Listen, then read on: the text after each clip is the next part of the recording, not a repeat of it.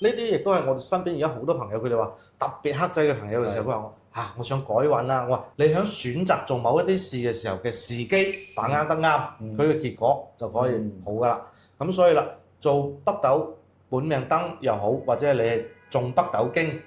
經常去了解呢本北斗經入邊佢每一個道理，包括我哋講每個人嘅命運，佢除咗我哋講福禍係由北斗注定嘅。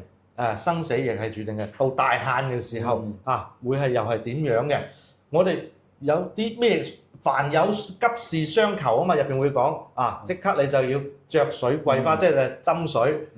攞啲鮮花係啦，去北斗求啦。去求嘅時候，如果你係誠心嘅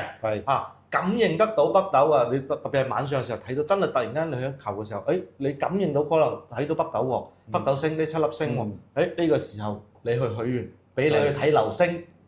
飛過嘅時候係靈驗好多嘅。